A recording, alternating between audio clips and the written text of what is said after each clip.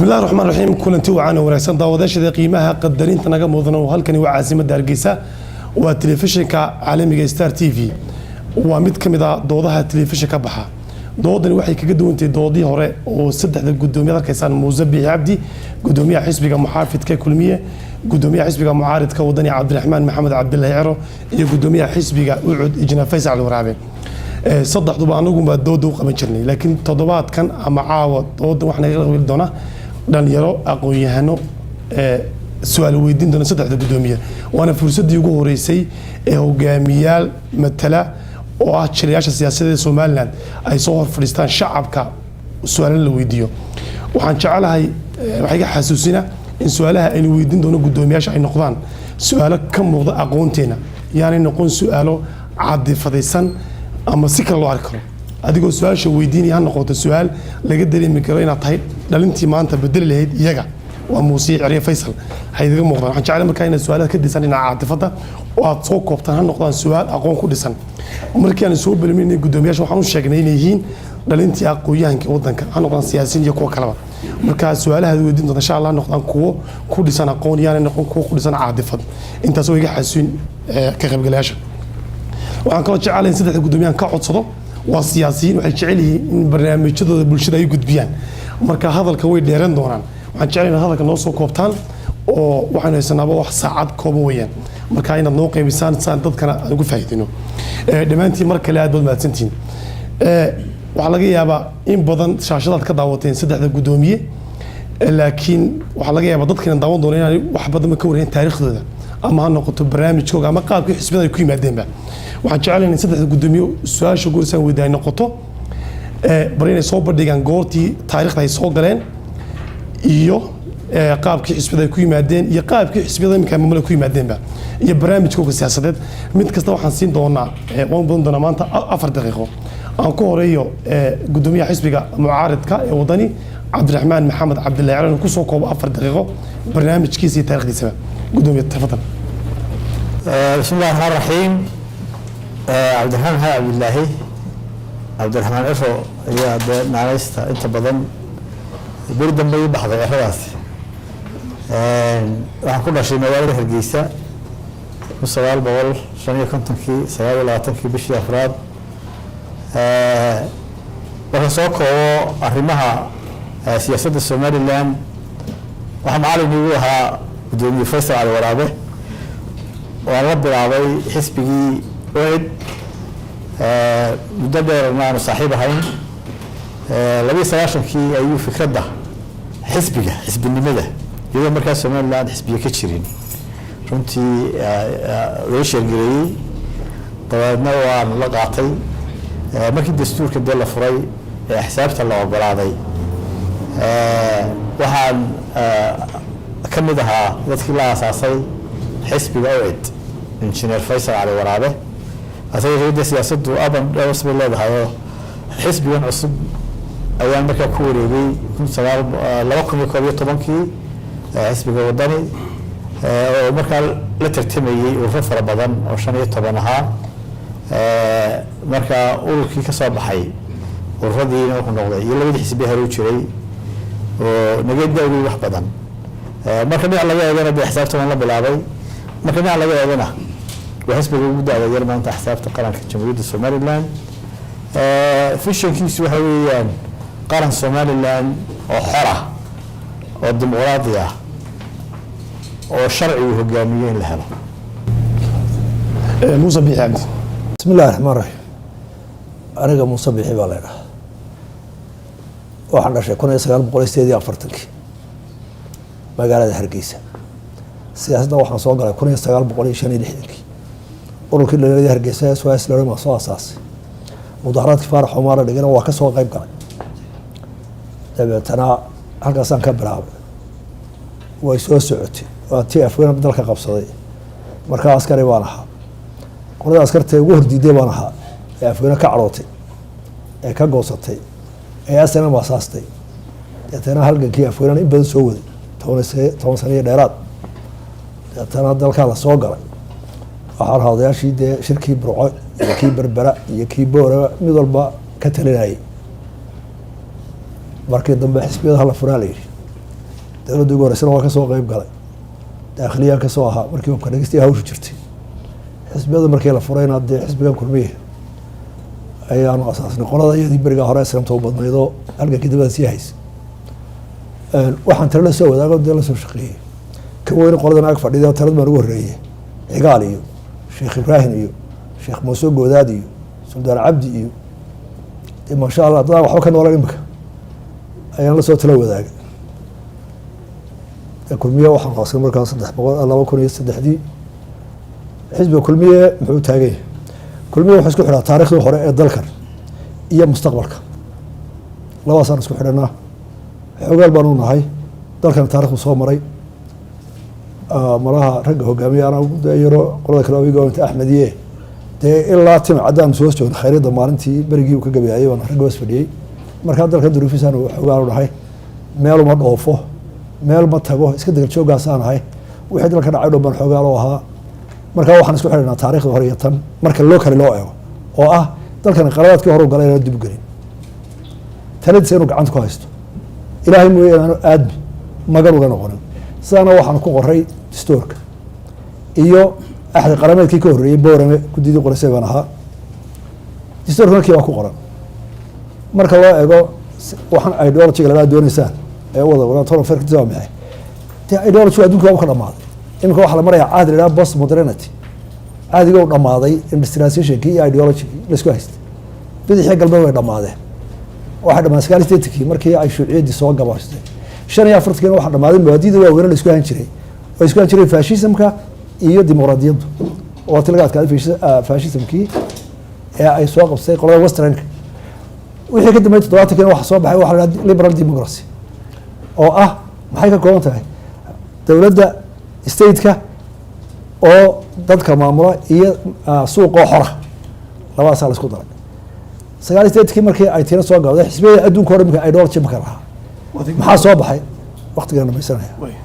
maxaa soo baxay waxa la yidhaha end of the ideology deetana maxaa soo baxay markay taasi dhammaatay sidee nolosha loo wanaajiyaa soo baxday imika waxaa soo baxay ideology kale oo maxay ah markii tii la waayey conservative iyo liberal iyo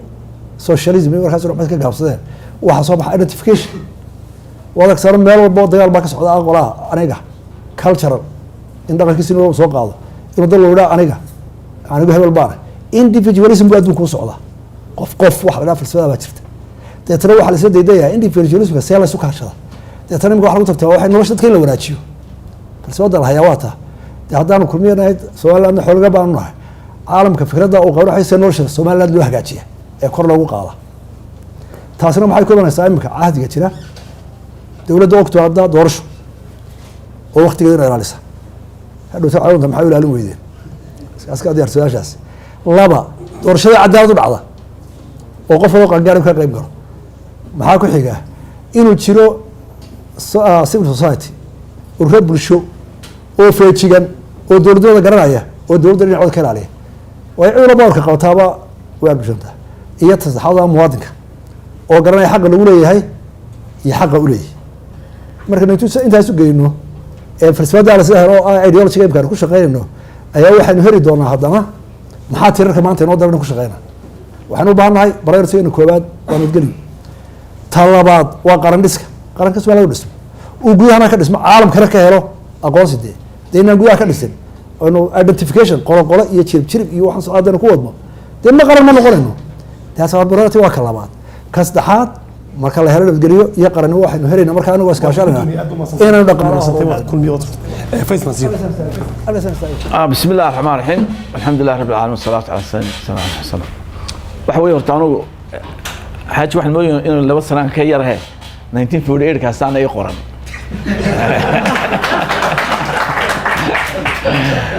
alxamdulilah anu markii hore waxaan ahaa activist baan ahaan jiray markaan iskuul ku jiray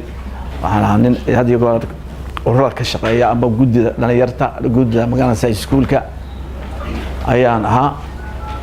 laakiin siyaasadda waxaan galnay waqti uu sheegay 92 markii magaalada civil war-kii u horeeyay ka dhacay Somaliland ee Burco Esto isku dishay ayaan markaa intaan Finland ka soo duulnay aan yimid bahasha London waxaanu qabanay workshop baanu qabanay waxaan u qaadan weynay yani inagoo markaa uun ilaahay naga xoreeyey siyaad bare iyo Soomaaliya in dadkeenu istiratiiban u qaadan weynay waxaan what went wrong waan niri what went wrong waxaan ka soo saarnay in ilaa 1960-giiba 60-kiiba dhibaatada in haysatay ahayd lack of leadership qualified leadership dalka iyo dadka naxaya markaa waxaanu qaadanay 4 qodob maalintaas 5 bay ahaayeen waxaanu qaadanay koow in horta siyaasadda gallo 2 inaan ka dhignay Soomaaliya dal xora oo mar dambe aanu lagu darin magaalada waddan kale taladiisa inaanu sameynay state ku dhisan kitaabka ilaahay iyo sunnaha rasuulka wataan tawxiidka ku qoran calayhi salaam 3 inaanu sameynay state decentralized oo aanu isku iman awoodda dhaqaale iyo awoodeedba magaalo qura saymka ka muuqata Soomaaliland 4 inaanu sameyno waxa la yiraahdo nidaamka la yiraahdo welfare state waxa weeye waa habka siyaasadeed ee social democratic Scandinavian type of social policy taasoo ah inaan dadku qof kastaba ku noolaado decent life oo sida Mareykanka aan noqon in yar wax haysata iyo inaan inta badan waxba haysan dadkii marketku iska bixin waayana ay daryeesho dawladdu anagoo tixraacina waxa soo saaray child mataqaanay allowance in marka ay bixiyaan Scandinavian-ka iyo Ingiriiska iyo Umar bin Khattab soo saaray hadiyada caan oo waxyaalaha laga qaatay islaamka in dadka aan isbixin iyo caruurta la siiyo allowance markaan waxaanu focus gareynaa waxa weeye koow oo programka waxaanu bilaabnay 1997 2000 waan dhamaynay protocol programka waxaana chapter kasta qoray cidii ku shaqada lahayd marka waxa weeye wuxuu ku sameeysan yahay mainly waxa la yiraahdo 20% of our budget waxaan doonaynaa siino education sector-ka 20% waxaan doonaynaa siino health sector-ka labada sector waxaan oo soo raaciyaa infrastructure-ka wadana infrastructure lahayn ma soconayo taas waa tan ku kaameeyeen lahayn wixii 10 years baan doonaynaa Soomaaliya network roadka isku xidhno si aan u dhaqaalaha u midayno iyo rural development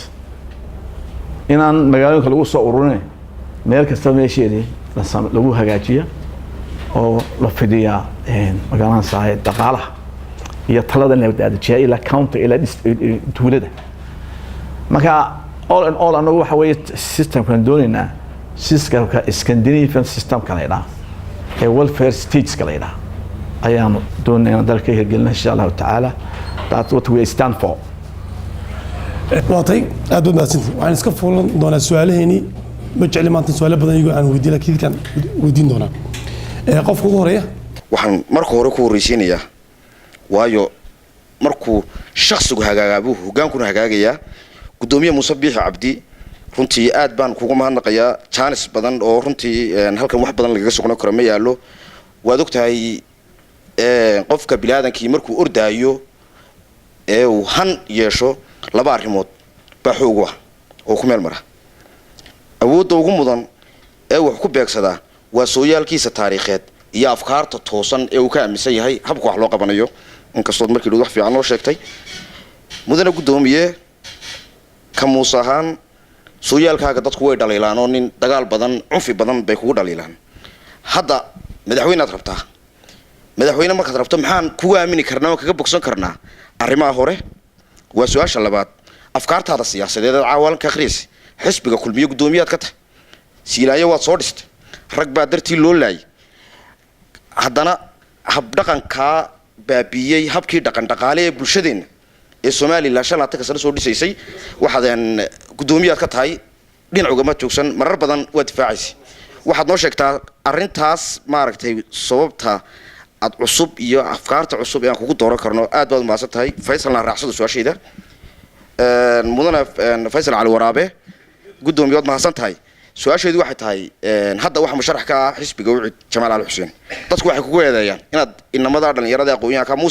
Faysal baa dabada haya si uu mar kale musharax xisbiga uga noqdo inta isqabtaan lagu xukumo waxaad ka leedahay aad baad u mahadsantahay Cabdiraxmaan Xaad Cabdilaahi gudoomiye dalku xisbiga wadani waa isbedel doon markuu isbedel doon yahay xisbiga wadani ee uu xisbi cusub yahay ognahay kaalintii kulmiyay inuu soo buuxiyo shacbigu waxay filayaan in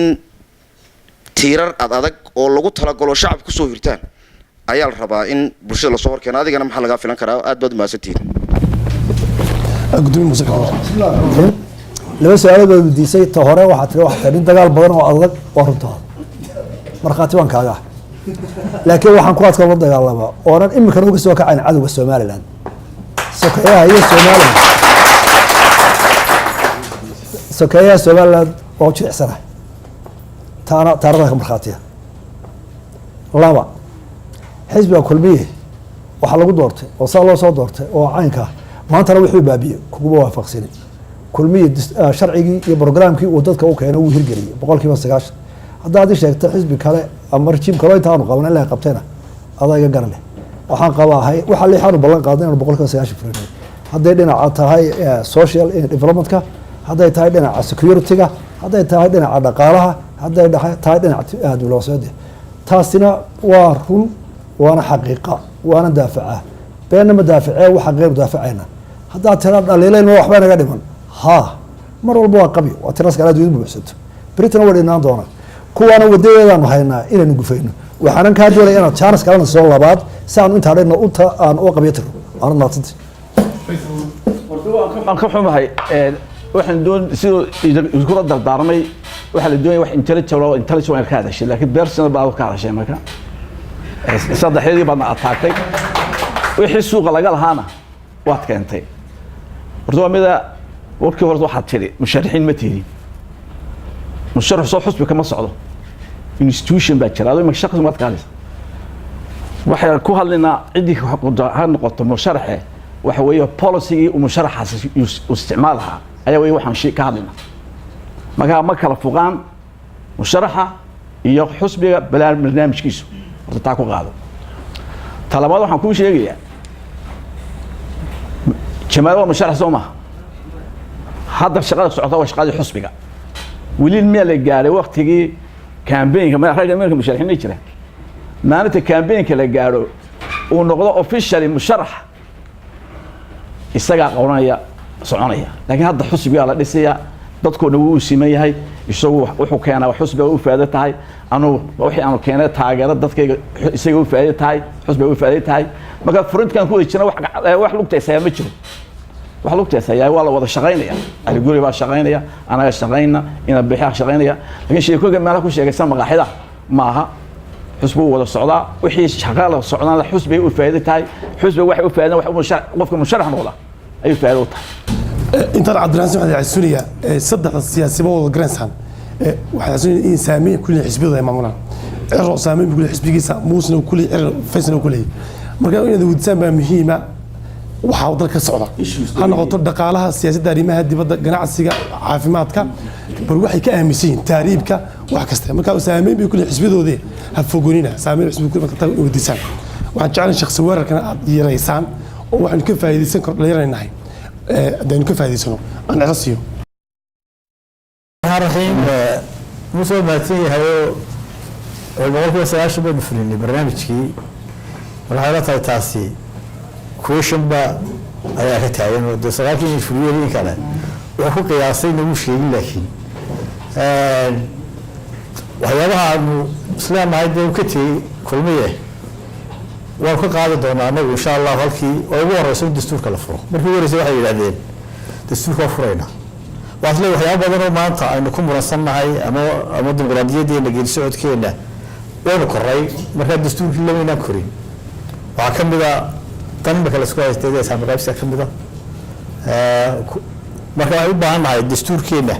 سيدي نولا كان قاعد الديمقراطية دي نولا كرّه إن الدنيا واحد يبغى يسا ذاتك كوريتان كوده أما الدولة ماذا كوريتان كده أنت ساعدها ومدو شقيسه waxaas leeyahay halkii dee xukuumaddii hore joogtay waxba kama bedelin kulmiye haddii 2 saacadood shaqayn jiray 2 waa la shaqeeyaa haddii afar la shaqayn jiray 4 baa la shaqeeyaa laakiin waxaan doonaynaa haddaan nimaadno in 8 saacadood la shaqeeyo intaas waa hordhac uun inta dambena marka dambana barnaamijka ku dari doono haddii la xidhiidho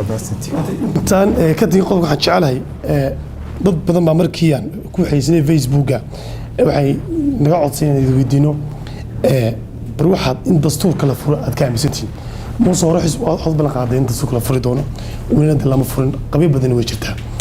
kulmi maxaa ka hortaageen in dastuurka furo anigoo faysal soo noqonay mala su-aashaasi dee xaq waxa uu lahaa intii uu ka hadlay imka cir iyo taadaba faysal oo mucaarida qoladayna dowladdan wadanahay sababtana waa idin sheegaya guddoomiyuhu dee wuxuu canaantuu yidhi saacadii lama shaqeeyo sharcigii lama dhowro maxaa qabateen dee kursigii baarlamaanka u weynaan uu fadhiya dowladdii qaybta weyn isaga haya marka horta wixii dhaliila waa wada leenahay dhan ugama ordi kartid dastuurka in la furana dee anigu xisbi baan haynaayo madaxweynuhuna dastuurka ma furee kow ninka ka ihi dee waa ra-iisul baarlamaanka markaa waxaan weydiinaa maxaa 10 sanaad fadhideeyey shuruucda loo hagaajin waayo isaga u taallaa barnaamijka ku faana muuse waa waddankan ku hogaaminay waxa ugu horeeyey aniga barnaamijkayga marka soo socda halaala la weydiin doona laakiin barnaamijkiisa waxa ugu horeeyey dastuurka la furo marka xukuumaddii maalin hore uu yaanay xisbigii xukuumadda inay kala soocin muuse marka waxaad ka warantaa muuse barnaamijkaagii qodobada aan isfulin ayuu ka mid tahay maxay fuliyeen ka mid dastuurku waxa uu lahaa dee inay mar wada dhamaadaan maaha haddii qodob qura la isku taagay isaga ma qaar badan oo kale loo dhiman qaar badan oo kale ayaan la gaarin adduunyaduna waa qabi hawshan baa kala mudanta la kala siiya laakiin qaran ahaan inaanu dastuurka furro oo wax badan hagaagsano waa inoo taallaa waanu ogol lahay insha Allah taariikhda doon furi doona xaaji faysal waxa ilaaha dastuurka la furay anaga u badnaa waxyaalahan uu soo diyaargalinay waa shirkii wada tashi qaran waxa weeye waa kow dastuurkeenu waxa weeye dastuur ahaa qabi ahaa maxamed xajuna agal ilaahu naxariistee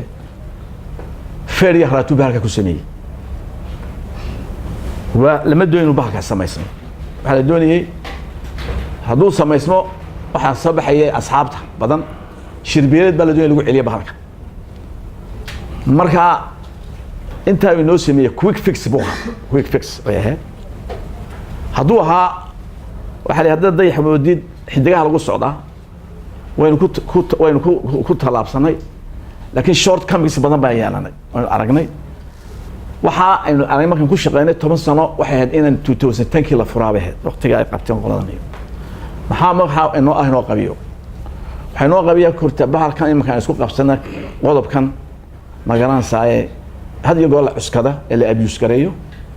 lagu korkusado oo baarlamaanku ku fadhiyo guurtu ku fadhiyo haddana maxkamadda ku fadhiisanayso in la eegaa weeye systemka aynu qaadanay madaxweyne ku-xigeenka inay qudhiisa examen garayno ma ka bedelaa wax ma ku darnaa ma wadnaa ma kabnaa guurtida maxaan ka yeelaa ma loo sii baahan yahay ma la wadaa ma bedela maxaan ka yeelaa dastuurka laguma qoro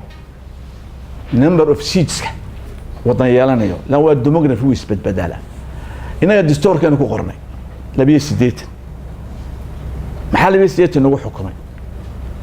28 maxay si u doorateen maxay ku soo jeedaan ma constituency ku jeedaan maxay ku soo jeedaan in ay qurida la eego kuraasida la eego oo laga daayay in dastuurka lagu qoro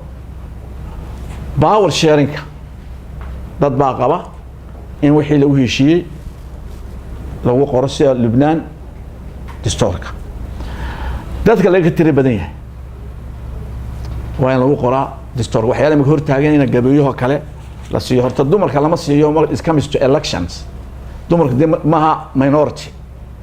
dumarku way inaga badan yihiin laakiin waa la empower gareeya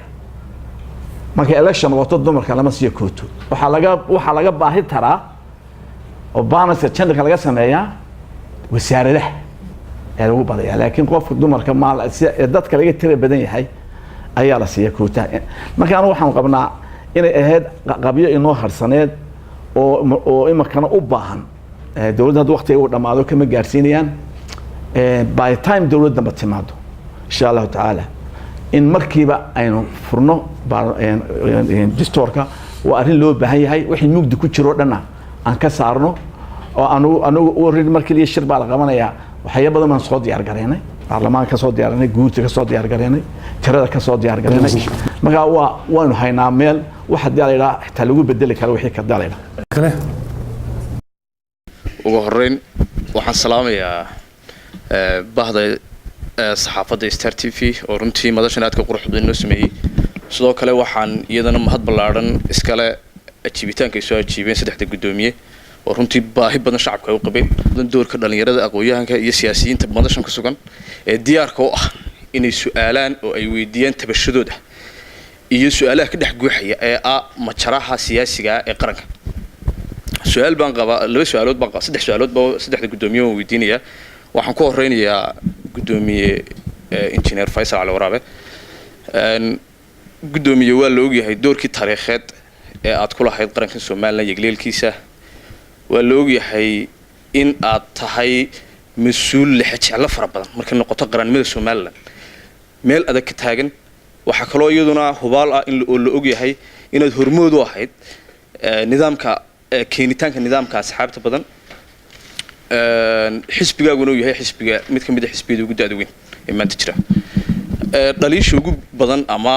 tabashada ugu badan ee dadku ay tabayaan waxa weeyaan adiga oo gudoomiye Faisal oo xisbigii hor taagan muddo 13 sanadooda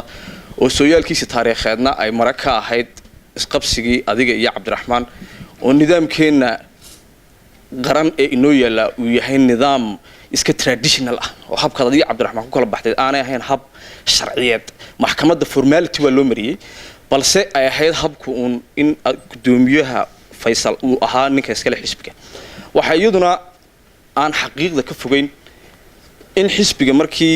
aad adiga iyo Jamaal dhiilgareynayeen aad wada dhiilgareyseen nin iyo barbartigi waxa iyaduna meesha taala oo halkan inoo yaala xeer foodin oo dhigaya in asxaabta iyo ururada marka la furayo aanu qof lahayn dad group ay yimaadaan oo dadka wada metelaya deeto ay nidaamka ay tahay in shakhsi laga saaro haddii aan aan su'aasha markaa ku soo durkan ku soo dhawaado in badan waxa soo baxay oo dibadda yimid khilaafka adiga iyo musharaxaga oo aad saxaafadda in badan isku mariseen dadku aragtida ee ay qabaan waxa weeyaan gudoomiye Faisal xisbiga cunuhu kaga urursan yahay waxa ugu dambeysay maanta oo aragtida aad ka hadlaysay ee dastuurka iyo furitaankiisa uu Jamaal oo Ali Guray uu ka soo horjeeday walaha lama qabo gudoomiye Faisal waxaad u muuqataan saddex xisbi oo hal xisbiya oo kala lusha marka gudoomiye hadan ku soo dhawaado intaas oo dhan waxa ahayd aaraada inaan ahayn shakhsi laakiin ay tahay aaraag guud iyo aan xogogaal u nahay arrinta siyaasadeed ee xisbiga marka ma la oran karaa gudoomiye waxa mudnaan lahayd inaad door la talin iyo door maamuus iyo door xusid aad ku yeelato xisbiga oo aad dhinac uga yar fadhiisato waxa kale oo ku soo dhawaanaya isagana gudoomiye Muuse Biixi Cabdi gudoomiye waxaad tahay gudoomiyaha xisbul xaakimka xisbiga kulmiye dalka imika amnigiisa waa la ogyahay oo muddooyinkii ugu dambeeyay dilal istaba jooga ka dhacay dilalka muwaadiniinta ee dhacay ee kala duwan madaxweynaha qaranku oo xisbigiisa adiguna aad matalaysa marna may dhicin inuu ka hadlo waana arrin weyn oo dad muwaadiniin ay ku waayeen naftoodii marka xisbi ahaan iyo xukuumaddii oo adigu ka wakiil tahay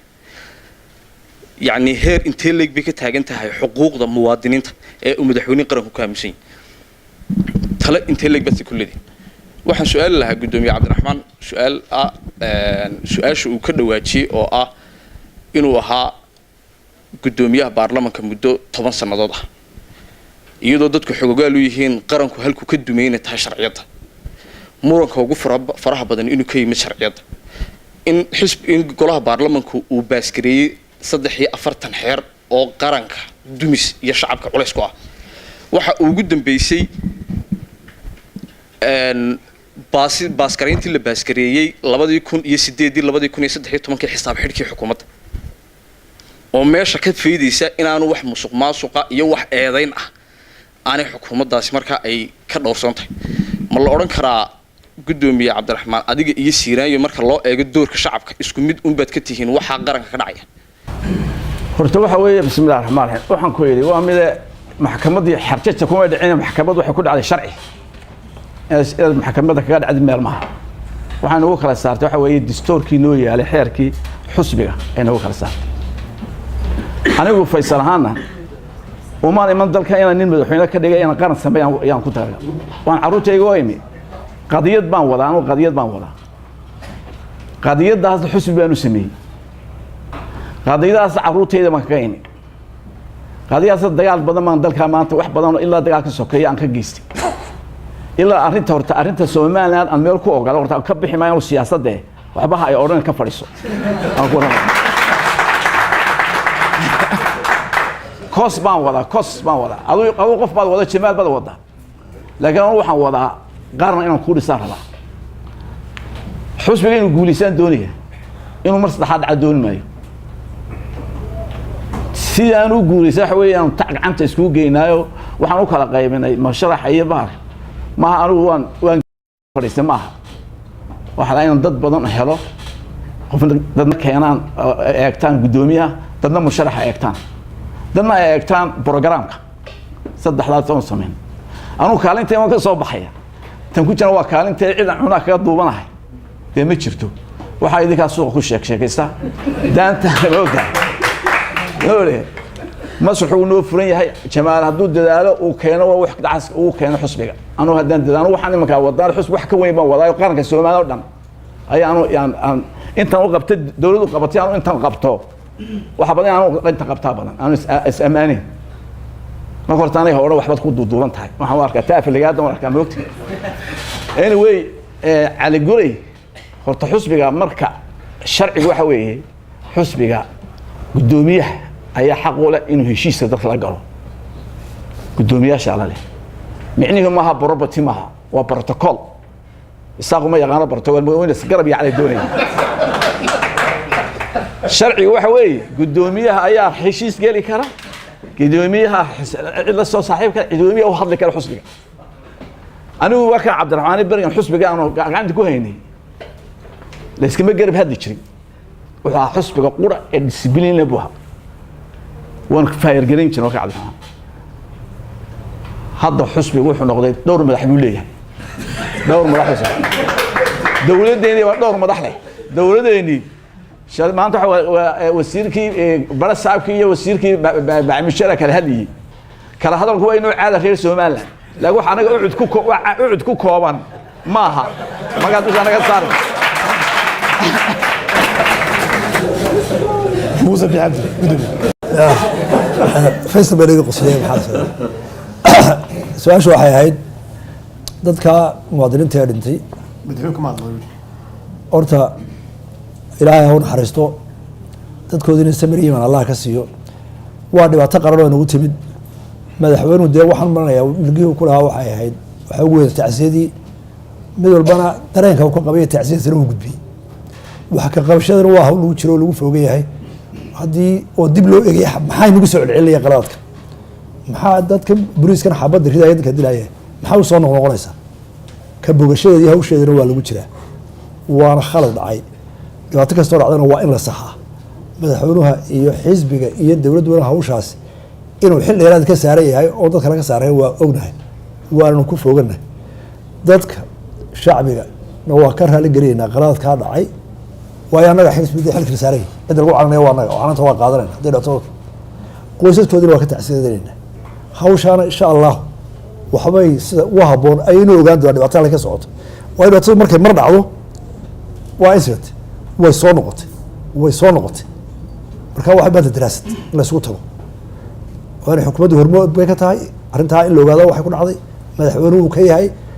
dhammaanteen inuu ka horgelnaa ila mid baan xilka naga saarana waa qaadanayna canaanteedana waa qaadanayna waan dhibaato qaran oo nagu timid waanu ka horgelnaa insha Allah بسم الله الرحمن الرحيم وانا احمد محمد محمود سياي قدوميها waxaan leeyahay xisaabi madaxweynaha Jamhuuriyadda Soomaaliland waa madaxweynaha qaranka ama hadda waxaan ahay gudoomiyaha baarlamaanka gudoomiyaha golaha wakiilada marka horta aniga madaxweynuhu isku qof ma nihin isku mas-uuliyadna ma nihin mas-uuliyadda qaranku waxay saaran tahay madaxweynaha xeerarka golaha yimaadana 99%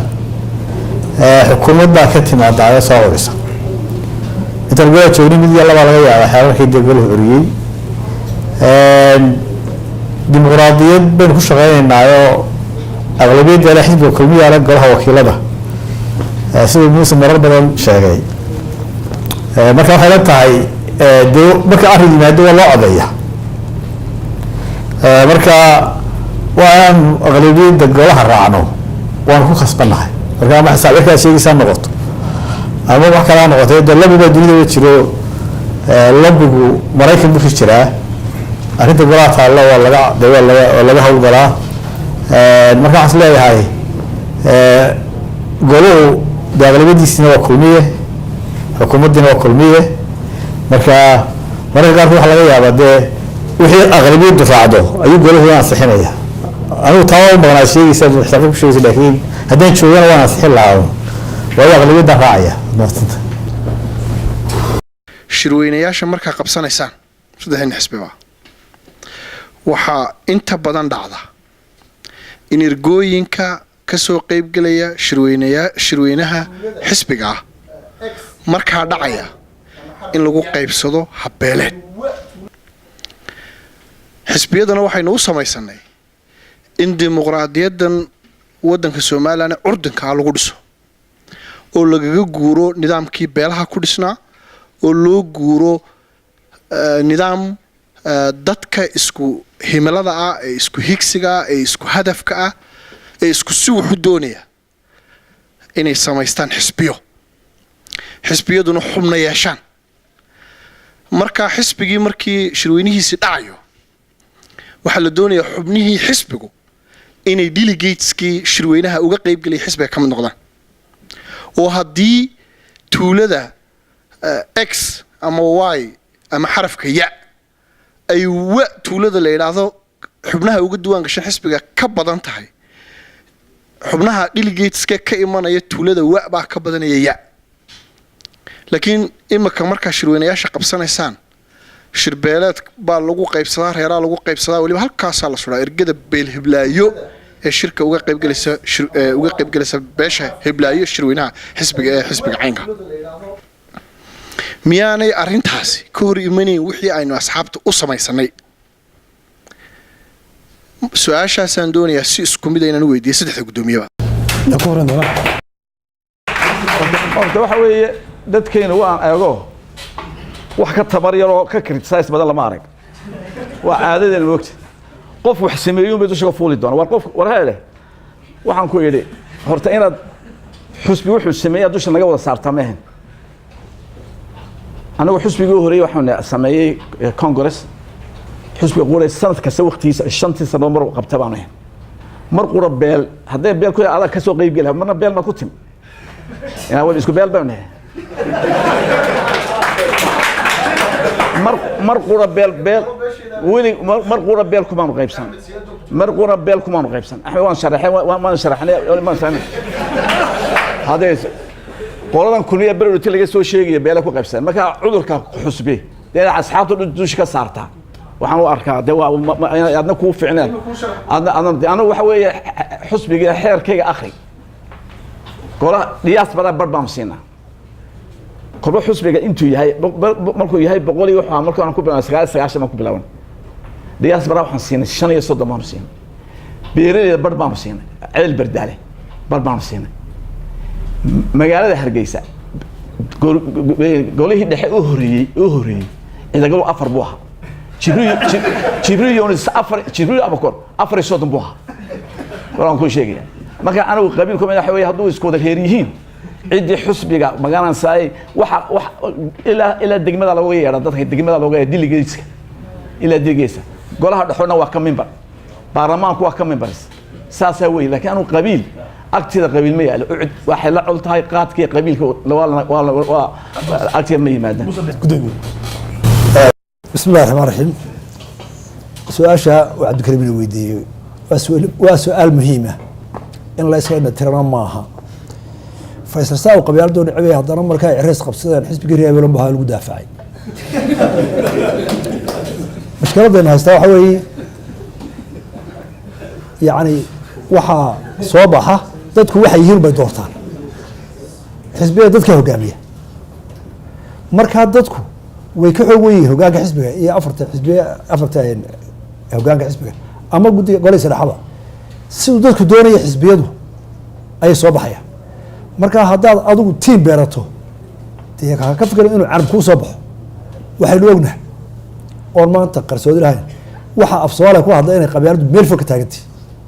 xataa wadaadadii ayaa masaajidadii qolqolo kala saaray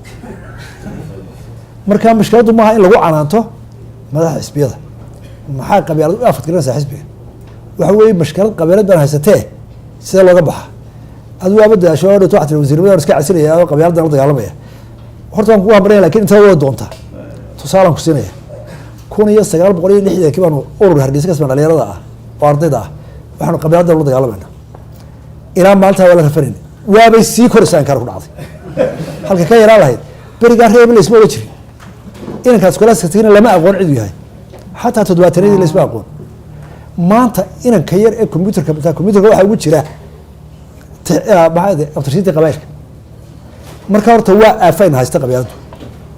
dowladdeennay saamaysaa dhaqankeennay saamaysaa dhaqaalaheennay saamaysaa culturekeennay saamaysaa xataa xiriirkii bulshanimo social relationshipka inay baabiisa oo waxaaba laga yaabaa imika magaalada hargeysa o kale ama magaalo kasta inay qoloqolo degantii inay qoloqolo kula gursato waxaynaan isku maanta aynu wada ognahay inanka ku nool masalan calaamadahoo kale iyo ka ku nool masaajidkaa kuwa tagaa cabaaye inay kashiinaha si u wada mucaamilaan ninka china jooga internetka inay ku wada hadlaan iyo facebooka oona isu dhoweyn markaa horta xisbiyadu hadday qalloocdaan ama ay ka muuqata xisbinimadii oo mabaadidii lagu shaqeeyo iyo xubinnimadii iyo xisbiga muxuu qabtay la isugu abaalgudi lahaa waxaa ka xoog weynaatay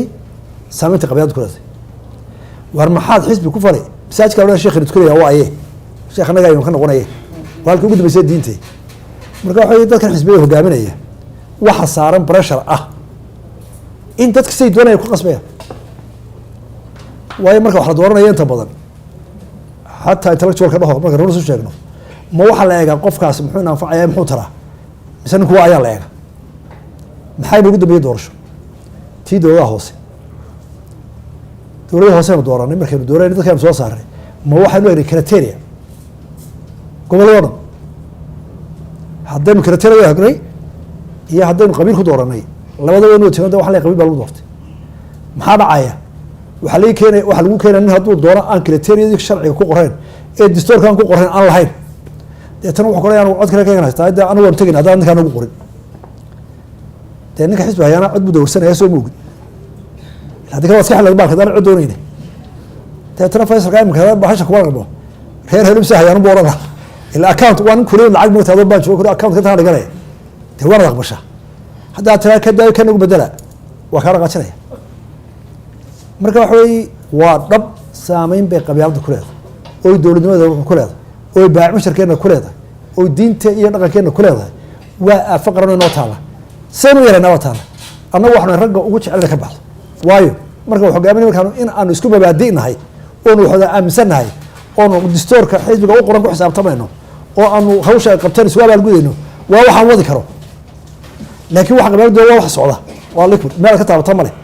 waa daydaysaa mar walba markaa waa mashkilo taala waanayna dhibtay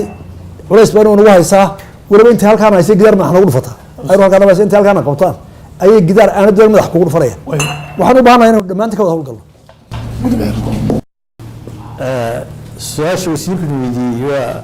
runtii dee su-aal muhiim wey sidaa gudoomiye muuse sheegay anigu waxaan si kooban u sheegayaa un xisbiga wadani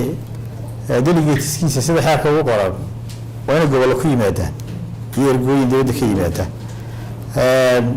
taa hore de muuse oo xafidan imika uu qabto sanadka dambaan hagaajin doonaa malaha kii sanadkii hore waxay la tahay waa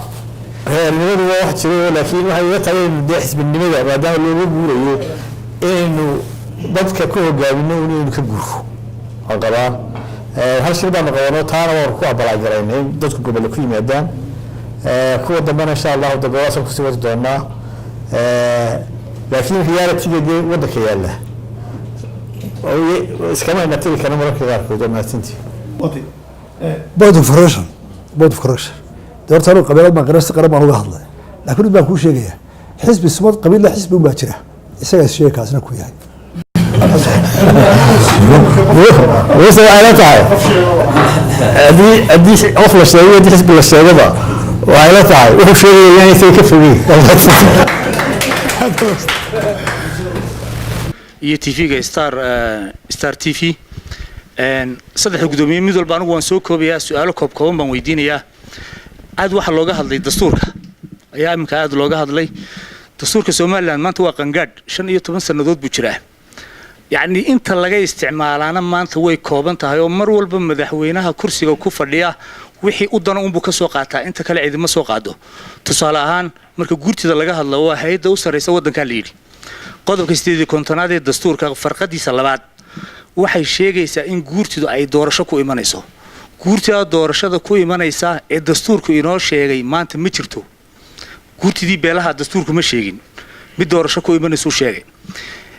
sidoo kale wax khilaaf kasta oo maanta yimaado waxa la yiraahdaa hadana guurtida xalilaysa tusaale ahaan kii u dambeeyay imika muddada doorashada ee la isku qabtay maxkamadda la geeyay maxkamaddu waxay qaadatay go'aankii guurtida dastuurkaana markaa maxkamaddu waxay adeegsanaysay inay dastuurka adeegsanayso dastuurkii ay adeegsatay guurtida muddo kordhinta teedii la qaatay maanta ma jirto marka waxa weeyaan gudoomiye Faysal oo had iyo jeer aanu mahad celinayo aad uga hadlaa arrimaha guurtida waxaan weydiin lahaa Soomaalidu gudoomiye waxay tiraa hal xaaraan nir xalaal ma dhasho marka guurtida maanta go'aankeedii la qaatay guurtidii inaanay xalaal ahayn ay cadahay go'aankii ka soo baxay maxkamadda ma waxaad u aragtaa in uu xal uun ahaa mise inuu ahaa wax meesha leeg taas waa Faysal gudoomiye Muuse Biixi waxaan weydiinayaa su'aal ah xukuumaddan maanta jirta waxay ka dhalatay xisbiga kulmiye ayaa aabbo u ah marka run ahaan aad xaqiiqada u soo gundadegtana maanta dalka aynu joogno ee Soomaaliland waxa lagu tilmaamaa in uu yahay dawlad iyo dad rakaab ah oo dayuurad saaran duuliyana aan lahayn su'aasha waxaad kaga jawaabisanaa waan ka sugayaa su'aal labaad baan gudoomiye Muuse u raacinayaa maadaama uu isagu yahay xisbi xaakimkii khilaafka ka dhaca xisbiyada dhexdooda hadii jeer imka waxa imka aad looga hadlay khilaafkii u dhexdeeda markii Cabdiraxmaan Injineer Faysal iyo Cabdiraxmaan ay isku qabteen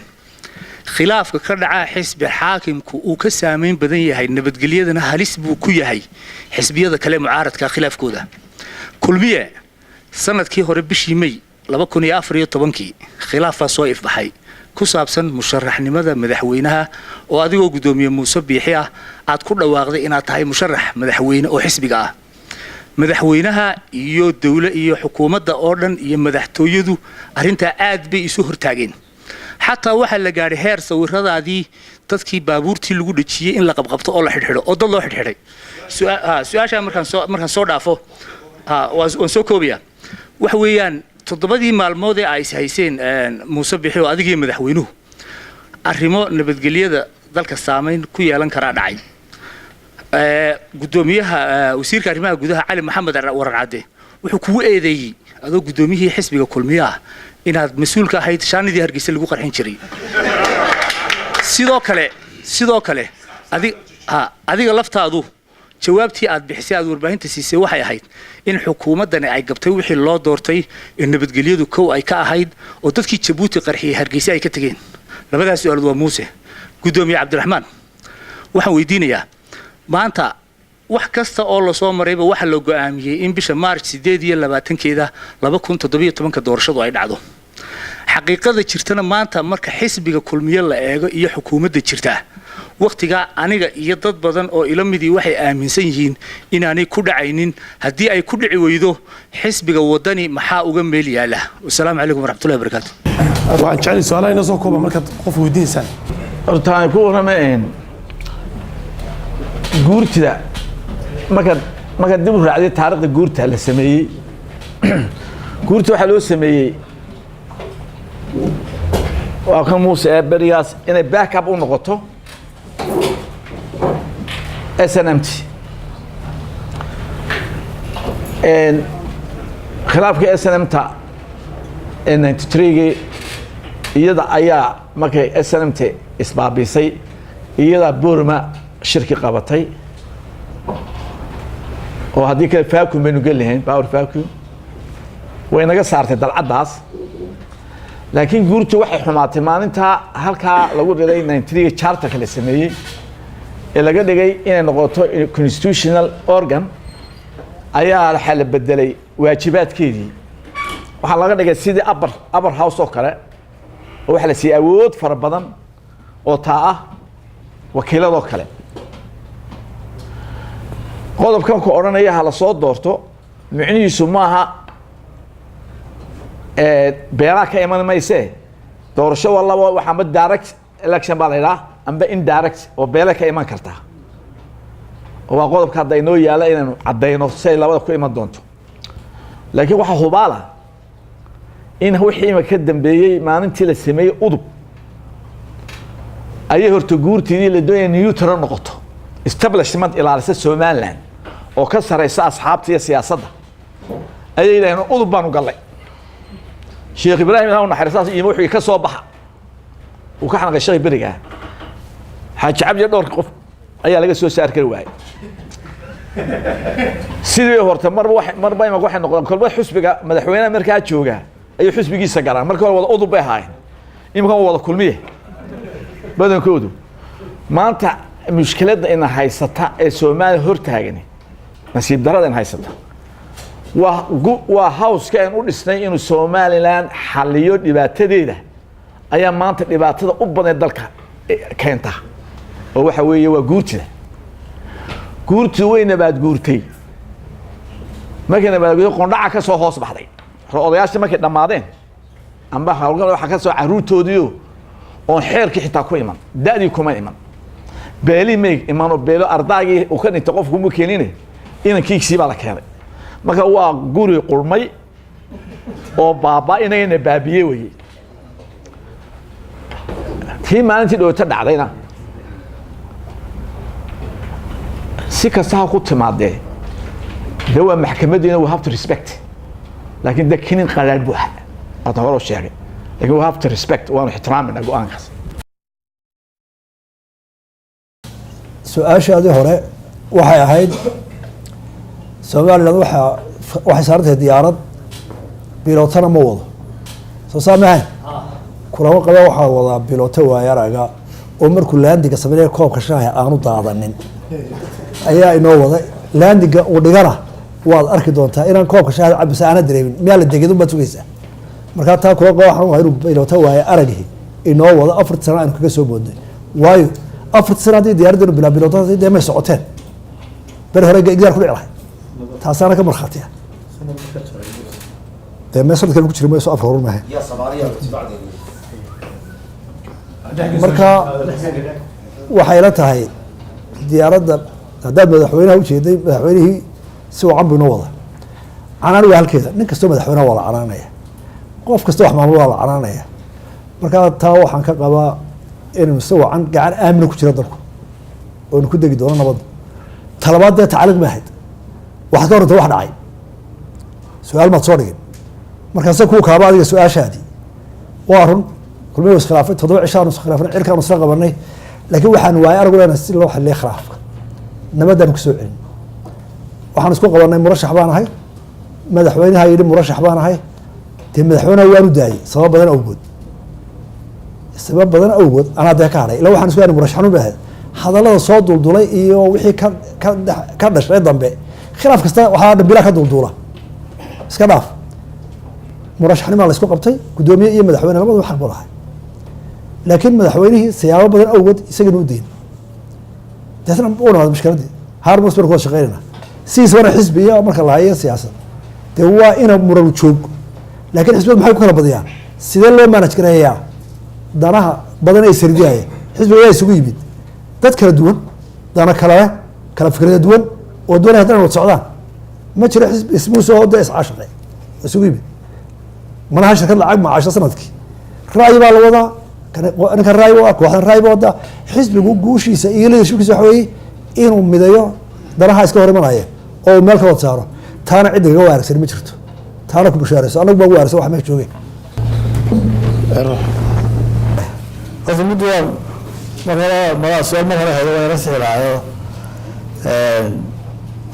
khilaaf umarta ma jirin dee iyo beriyan ku jirna iyo faysaleen maxkamaddana go-aankeeda waa aqbalay labadayaduba waxay la tahay kulliga dee xilkaasi waa xil saaran madaxweynahan saas le in doorashada qabsanto wadda ka qabsanto maxkamadda go-aankeediina 3 xisbi waa taageereen go-aanka maxkamadduna wuxuu ahaa amar marka waxay la tahay dee halkii noogu sarreysay haddii xukuumaddu heshiiskii hadday ixtiraami weyday waxba kama qabno laakiin waxay la tahay dee tala qaran baa u taalla markaa dalka haddii dee go-aankii ugu sarreeyey dee meesha ugu sarreysay u ciiran lahayn waa constitutionka horkii go-aankiina waa qabalay go-aankuna waynu fula waxaa imika la wadaa diiwaangelintii waxaan filayaa tijaabadii waxa la bilaabaya bisha kowdeeda haddii diiwaangelintu dhammaato waxaan filayaa doorashadu way noo qabsoomaysaa su-aal weynu wada gaari doonaa xagga dambe ulixsan xagga ugu dambeeya haddii aan u soo galo tii danayd waxaan weydiinayaa marka ugu horeysa su-aal saddexdoodaba saamaynaysa oo ah su-aasha hawsha waxa loo kala qaybiyaa marka koowaad wax tegey wax taagan iyo wax soo socda wixii tegey khibrad baa laga faa'iidaystaa waxa taaganna dee in xalkeeda la galo weeyaan waxa soo socdana in qorshe laga yeesho markaa arrin soo socda ayaan anu su-aal ka weydiinayaa saddexda guddoomiye iminka waxaa sidaynu wala ogsoonahay doorashada soo socota waxaa laysku lifaaqay tii baarlamanka iyo tii madaxtooyada waxaynu ogeyn ururadii dowladaha hoose u tartamayey dhibaatadii ka soo gaadhay dalka ayaynu ogeyn markaa saddexda hay-adooda ugu sarreeya iminka waxaa laleeyahay guurtidu waa muddo dhaaf waa 1 madaxtooyaduna waa muddo dhaaf waa 2 baarlamankiina waa muddo dhaaf waa 3 waayahay laba ka mida labadii hay-adood dalka ugu sarreeyey iyadoo dhibaatadii hore aynu ogeyn doorashadii ugu dambeysaynu soo galnay haddii la israaciyo oo saddexda xisbiba ay tartamaan oo 3 madaxweyne ay u tartamaan baarlamankuna xisbi kastaba 280 qof ay ka tartamaan waxa weeyaan 224 qof weeyaan marka 224 qof oo Soomaaliland dhan ka tartamay dhibtay keeni karto waa la garanayaa marka mid dhibaato kale way jirtaa maalintii dhaweyd waxaynu ogeyn baarlamanka reer Boorame inay ka baxeen muxuu ahaayay mooshinka ay ka baxeen sababtay uga baxeen ay u cabanayeen waxay ahayd oo ay lahaayeen saami qaybsiga mustaqbalka ay diidanayeen tii hore ee 280 kan lagu saleeyayna way noogeenoo baarlamankii hore dhibtii ka gaadhay ee kan ka horeeyay way noogeen su-aasha markan kusoo dhawaado su-aasha waxa weeyaan qaranku culayska ma qaadi karo markaa ma la kala qaadi karaa aad u waxa weeye arrintaas waa arrin inagu soo foodahoo khatarteeda leh weeye anaguna in badan baan ka taliinay waxa weeye dalkeenu laba doorasho la isdul saaro weliba labadii waaweynaaye dhibaatadeeday leedahay sabab baarlamaanka 5 sano qaatay 5 loogu daray 2 sano kale loogu daray horta way baahneen anuu dawladda waxaan soo jeednay beri dhaweetayga ay haysanay lahayn guurtida waqtigeeda hala taageero waxaan haddaba waatay Disembarna ha dhacdo baarlamaanku waqtigaa guurtu qabtayna ha dhacdo magaalada saayid madaxweynuhu China way nagu diideen maanta dhibaatada hayso waxa weeye commission maaha commission experience leh weligeed ma qabanin doorasho waa commission cusub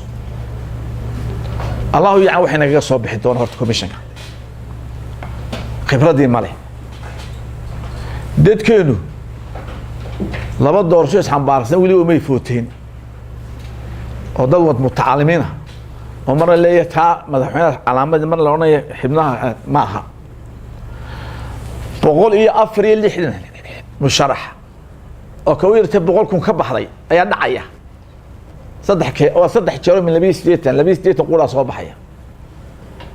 markii dawladda hoose dhacay inuu khaad ka joogso 164 kala dhacayna marka saddex madaxweyne anaga waa la maslixi jiro marka laba jeer markii la naga helay anaga siinayeen waa tii berigi 85 kile na maslaxay markii dambana waa anaga qoladan si ay ku heshaba iska endorse gareynay inoo tahay balaadu 164 kacay oo wixii haysan xaraashay oo dhacaya marka khatarteeda leedahay laakiin mar haddii dad la go'aamiyay waxa weeye in xil la saaraayo si inuu uga gudbi lahayn oo inuu ka faa'is lahayn ilaa inta bisanka qabsano ilaahay tala saarno ina tawakkal laakiin khatarteeda leedahay ama markaas waan ka walwalaa waa in arintaasi dhibaato الله الرحمن الرحيم وضب أرنت وين قعدت إلا بعض دور شيء صار لكن قار كاتب من كصبح مركب تاريخ الدور راعه دبتين كاتب من كصبح وحنا كصبح أنا يوم نستشمينه نسني هذه دوريها يوم ولقد صد صراع أينام دور شارك بين دور شاق قال لي ونكون وقت قال لي أنت هاس دور شيء صوم مرة وحيلتها هاي إما كانوا حوالك ما قام كانوا هو قام محكمة ده marka waxa teena waraacine inta biska qabsan saafaysidii kalsoonideedina waa laan karteedina waa laahay hadii la raayo kood bixi karaa raba war badan ma qabaan inuu ka bixi karaa qaba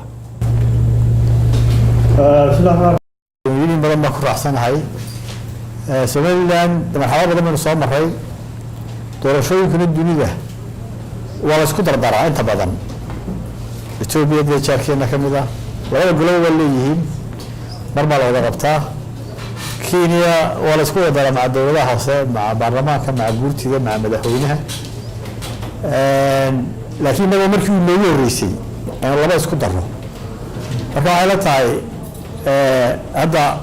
maadaama dee labadiiba la isku ansixiyey ilaa maxkamadda isku ansixisay sida waxa la qabaa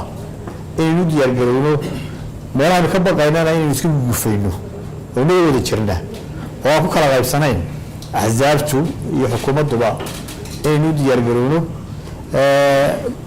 commissionkuna waxa weeyaan institutionku asla ku hore markii 2010 qabanayeen sanad ka yar iyagu jiray doorashadii madaxweynaha la qabtay laakiin waxa hadda u kordhay 2 sano kale taadintaasi waa aragnimo naga weydo waxaan ma waana ka u baahnaa la tahay waxaan jeclahay in qoraal dhul qof bas soo weydiiyay waxay leeyihiin bal gudbiyay su'aasha weydiiya Somaliland nidaam beled ku dhisan tahay in ka soo dimuqraadiyada la keenay gudbinay beesha gabooye waa codbixiyaal muhiim ah inta badan kama dhex muuqdaan siyaasadda xisbiyada xukuumadda Somaliland dadku waxay leeyihiin beesha gabooye ma ilaahu ma qoray in wasiir ku xigeen weligeed hesho xisbiyadina wadani iyo cud iyo kulmiye midkoodna kama dhex muuqdo hoggaanka sare ama saraakiisha sare saameyn kuma leh tartan diyaar goosaan dad cod ku doonsaan dadkina waa dad codbixiyaal muhiim ah badreenkiina muujiyo maxaa khaldan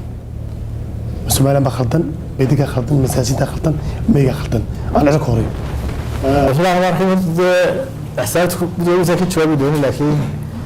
anaga xukuumadda iyo kulmiye shaqo xogeyaal baan nahay waa shaqo ministers wato ku jira mas'uuliyiin kale ee xisbiga waa kamid saraakiil marka damaxii sare xisbiga waa kamid waxaanu beesha runtii la jecelahay xukuumadda ugu horeysa ee hadii la soo gaarsiiyo wadani inaanay wasiir ku xigan noqon ay wasiir ka mid noqdaan aynu sheegin haddii maanta lagu weydiin lahaa lagu leeyahay maxaad si lahayd badal madaxa noqotay arag maxaad uga cabli ma wasiirkeen ma caawil haddaan lahay wasiirada si sheeg ma jecel laakiin wasiirka waa wala qaaday gudoomiye Muuse Cabdi xisbigii talada kulliya tahay waxaan leeyahay arintaas waa xanuun Soomaaliland la yaala dadanu deganahay awoodi dalka maqan oo iska dhibaataysan waa jirtaa waa ka wada xanuunsan eedda qaybiga leh qaybna awoodda siyaasadda dalka ka jirta systemka leh qayb iyaga oo ciidan kama tira badna ciidan kama maskax badna oo wada intelligent qof barkay yihiin haday xagga maskaxda tahay haday xagga farsamo tahay laakiin de qof walba ilaahay wuxuu ku riday maartay dhaliil buu siiyay iyaga taladii baa ka qasan iyaga baan taladooda gaaray mar haddaan iyaga cudud maysan sameynayna ciidana siyaasadda hadiyad wax isma siiso xisbiyada marka la galo cod baa lagu galaa waxbaa la marsadaa miisaan baa la keenaa si kastoo la jeceshahay inaad wax u reebto aleesha qaybtooda ayaa horta lagu taaysa laakiin waxay u baahan yihiin mar haddii iyaga aanay tala midaysan waxooda waxba kuusan karayn ay tiro badan dadkana ka mid yihiin in heer qaran taladii ahayd in koota la siiyo la mariyo golayaasha oo loo gooyo xisbi gudihiisa waxaa imika halkaa la ballan qaadaya waa political program hadhowta culusay kala soo baxdo waa arag baanu nahay waxaynu u baahannahay qaran ahaan ee qolada kooto intay soo korayaan la siiyo 2 goor baanu geynay haddaan xisbiga kulmiye kootada baarlamaanka mar baarlamaanku way baaskareeyeen guurtaa soo celisay malaha intaa lagaga hadho anu waxaan qabaa sida quray ku koraya waxa weeye in legal xeer loo soo saaro kooto lagu reebo horta waxa weeye kayskan magaranaysaa ee gabooye waxa weeye waa arrin qaran weeye idin waxaa ka fikeraysaa un political booska xagga decision makingka siyaasadda koota loo sameyn doona insha allah kootaas waxaa lagu sameyn doona marka la furo ba distoorkan la furin lama sameyn karayo waa in distoorka lagu qoraa in la siiyo koote laakiin waxa weeye meelo badan oo kale u baahan tahay in iyagana koota laga siiyo percentage la siiya shaqaalaha marka la qoriyo waa in percentage la siiya jaamacadaha marka la qoriyo waa in percentage la siiya ciidamada marka la qoriyo waa in percentage la siiya in every sector waxay eegaan iyagu xaggan marka siyaasadda ee baarlamaanka waxa weeye qofuma baarlamaanka geliya laakiin meelaha kale caafimaadka tacliinta dhulkaasoo waxa u baahan yihiin in la siiyo shaqaale meel kastaba laga siiyo koote waa arrin inoo taalla waxaan ila tahay maanta xusbi kastaba waa awareness-ka uu qabaa in dadkaa la bormoodgareeyo la developgareeyo magaalanaysa keiskooda waa mid la qabo qolaba in bay gaarsiinaysaa qolada beri dhowta madaxweyne ku-xigeen waxay siin wasiir ku-xigeenna waa jiraa barkhadna waa kii mar ahaa advisorka waxaan filayaa in qolada kale kasii badin doonto ta uu sii wada badin doonta waxay noqon doonta insha allah ucid gudoomiyaha xisbiga kulmiyaan ku horeynayaa mudane mujaahid Muuse Biixi Cabdi waxaan doonayaa inaan weydiiyo xisbiga kulmiye markuu mucaaridka ahaa wuxuu soo bandhigay barnaamij siyaasadeed kaasoo ummaduna iibsatay oo ay wada galeen wax la yiraahdo social contract oo ummaddu u codaysay sidaa daraadeed xisbiga kulmiye markuu guuleystay wuxuu soo dhisay xukuumad waajibkeedu yahay inay barnaamijkii xisbiga lagu doortay fuliso sidaa markay tahay ma aragno inta badan xukuumaddii oo xisbigii warbixin siinaysa gudiyadii xisbiga iyo xoghayayaashii oo kormeeraya ama qiimeynaya ama doodaya la foogaro ku sameynaya barnaamijkii xisbiga waxa ka fulay iyo halkuu marayo sidoo kale ma aragno doodo iyo shirar hawleedyo xisbiga kulmiye leeyahay oo ku saabsan ay qiimeynta barnaamijkii kulmiye sidaa daraadeed waxaan doonayaa in gudoomiyaha weydiiyo xisbiga kulmiye horta ee muxaafidkii muxuu kaga duwan yahay labada xisbi ee mucaaridka ah ee dabadda jooga muuse adoo soo koobiya way dee kooban tahay dee malaa jawaabtu halkaa yar dhiman waan ku dhaqsanaya jawaabtana waayo su-aashu weydiiye baa iska koobanba wuxuu yidhi muxuu kaga duwan yahay xisbiga kulmiya labada mucaaridka wuxuu kaga duwan yahay waa xisbi barnaamijkiisii xukuumaddiisa u fulinayso oo waliba si u fulinaysa ka mabsuuda filayana inay ummad mar dambe soo dooran doonto markaa dhacdii kuu jiifaa waa raaxsanaya waxaan jecelahay inaan su-aasheeda ku koobo gudoomiyaha xisbiga wadani inta badan khilaafka siyaasadeed somalilan ka jira xisbiga wadani markuu dhaliilayo wuxuu inta badan adeegsadaa beesha caalamka waxaan in badan xogayaal u nahay aniguna shahaadada sare ku diyaarinaya international relations waxaan xogayaal u nahay dhibaatada wadan lagu hayo faragelin shisheeye dhibaatada uu leeyahay waxa tusaale noogu filan koonfurta Soomaaliya gudoomiye ma kula tahay in markaad wax dhaliileysaan ama xukuumadda aad sahaysaan aad khilaafkiina gudaha ku dhamayso oo iska daysa isticmaalka ereyga beesha caalamka oo mar walba hadalka ku badan ninka cilmiga international relationska bartaa waa soo dhaweynayaa su-aashiisu haddii ay tahay marka khilaaf jiro waxaanu jecelahay khilaafka in aynu gudaheena ka xaleeliyo beesha caalamkuna waxbay nala wadaagtaa marka waxaan jecelahay wixii khilaafan in wixii dee gudaheena ku xalileeno wixii dee halkan lagu xalili waayo waxayna kulmiye hore u adeegsadeen beesha caalamku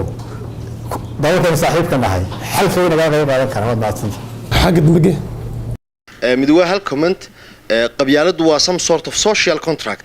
marka saddexda xisbi waxaan ka rajaynaynaa haddii uu yimaado madaxweyne dadka isugu xidha siday isugu baahan yihiin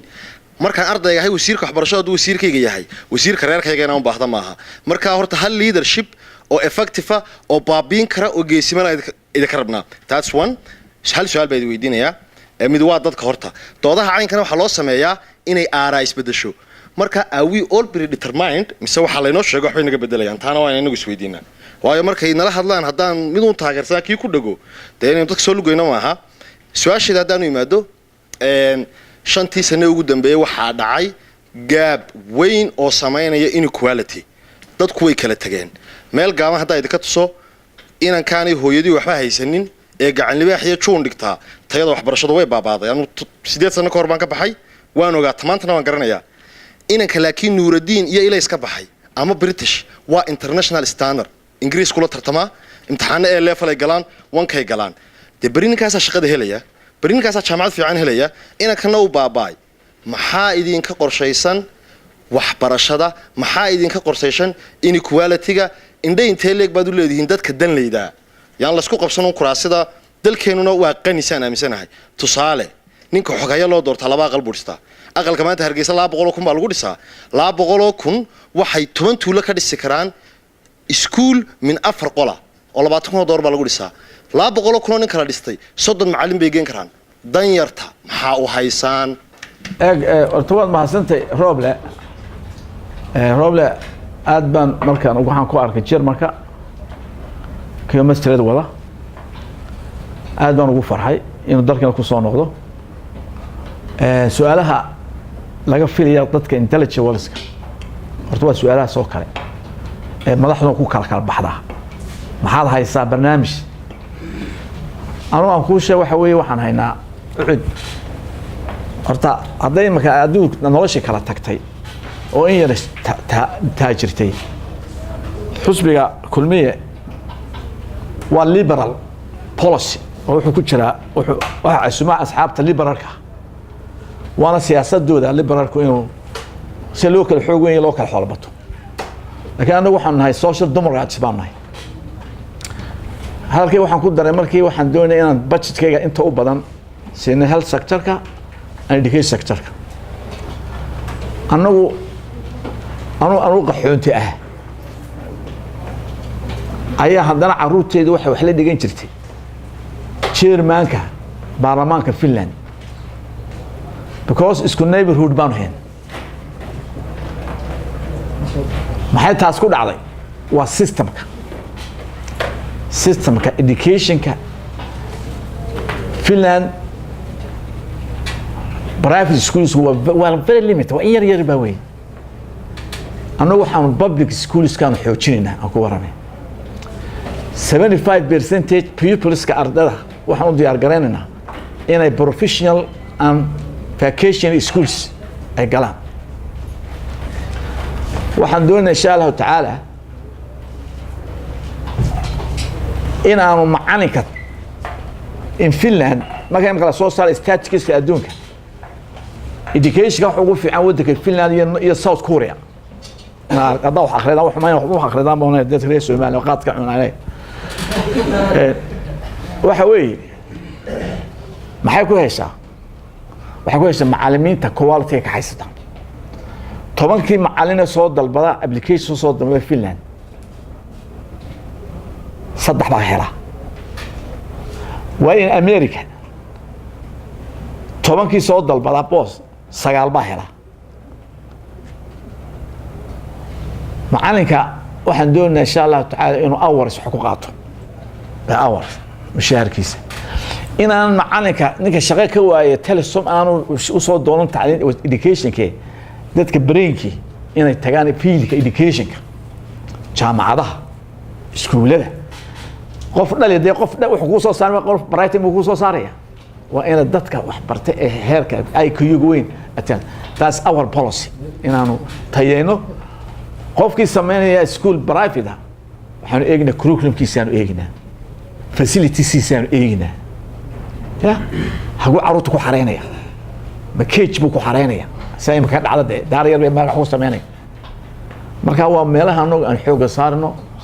dan yartana waxaan ku leeyahay dan yartana waxaan leeyahay barnaamij fiican u leeyahay inagu xoolahan dhaqana xoolo meemka waxa laga yaabaa inaan xoolaba weydino inuu miyiga waa laga soo guuriyo xoolo waxa laga dhigay oo dhabarkeena wax laga faan laga dhigay waxaan doonayaa sameeyna bank life stock development bank baa doon sameeyna oo bedelo habka wax loo awoowe u dhaqi jiray waa in ha casri sameeyna anagu waanu haynaa barnaamij fiican hadday idu foodka bixinaysaan assalaamu calaykum horta mid waa yar sir weydiinayo faysal sidan wacan wax u sharxay haddana Finland biga tago wuxuu yiri inaan carruurtayda iyo kuwa baarlamaankaas wax dhigta deetana waxaan simataa faysal oo halkan maadin ugu soo celi carruurta markaas wada dareemi doona sida wax loo qabanayo mana dareenkaas badan ma yahay carruurtaad meesha ka maqan tahay taasi waa comment barnaamijkan aad soo jeedisay horta ku hambalyeynaya wax lagu bedelaa marka dhaliisha dad aqoonyahan intay eegaan deetana halkan la isla helo ilaa si uu bedelaa anoo kulmiye ahaan barnaamijkii waxa ku jirtay inaanu iskuulada dhexe iyo hoose free ka dhigno ardayda waa laga dhigay waxa soo noqonaysa oo soo baxday tayada hoos u dhacaysa stepka labaad noo haray waxa weeye ila wuxuu tareehay wax kordhiya oo dayartu soo wada gashay tacliinta oo hal la wadaago waxa soo baxaysa in tayadii ay ka hoos marayso kuwii barafka hal tababa noo hadhay waxa weeye in tayada la simo oo kor loo soo qaado tayada stepkaasina waxay rabtay inuu ka jilicsan yahay kii hore aan qaadnay talabaad anagu waxaan ku shaqeynay xisbiga baddu haysan waxa weeye liberal democracy marka waa ideology hore laga marka waa hormarsaday inaan imika ideology badan isku dhaafsan oo maxay tahay waxaanu qaadanay inuu suuqa xor noqdo free market haddana waxaan u baahanahay sidaa imika aad sheegtay inaan la kala tegin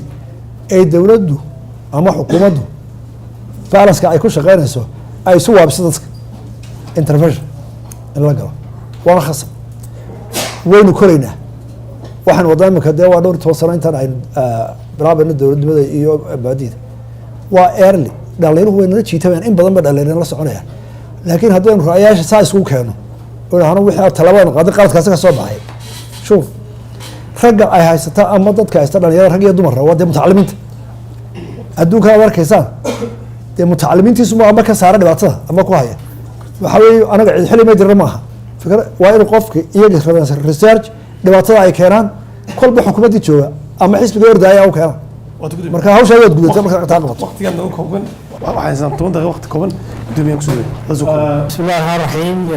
su'aashaas dhigi soo jeediyay baan ma naqayaa oo soo kooyay wayaasha runtii wax badan yihiin nidaamka waxbarashada waxaan aaminsanahay inay tahay xuquuq asaasi ah oo muwaadinku leeyahay oo u baahan inuu helo soo bandhigi doonaa barnaamijka laakiin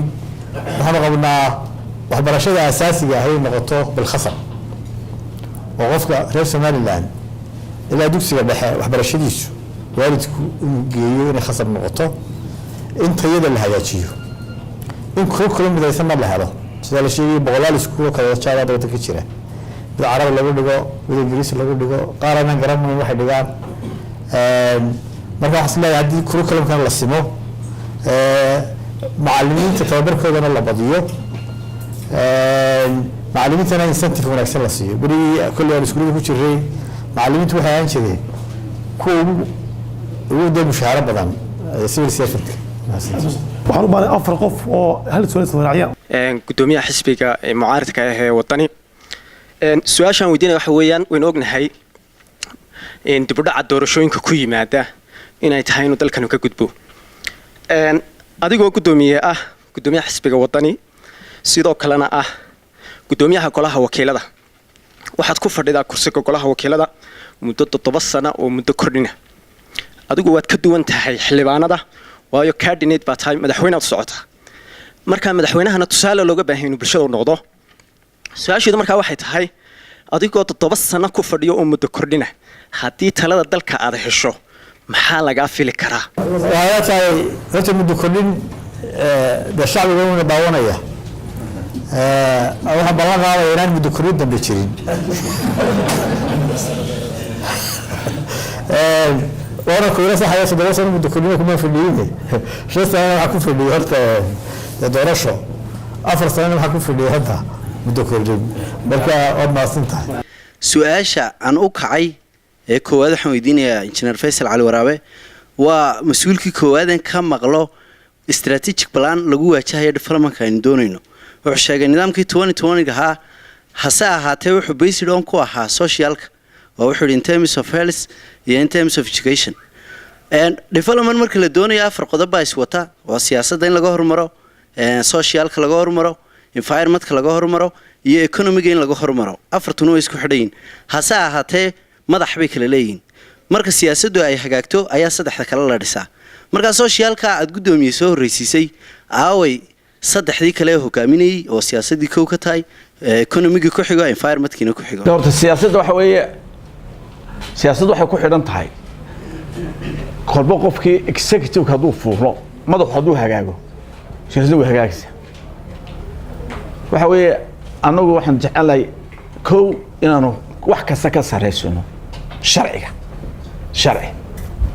waxa aynu qoranay dastuurkeena inaanu wax kasta ka sareyno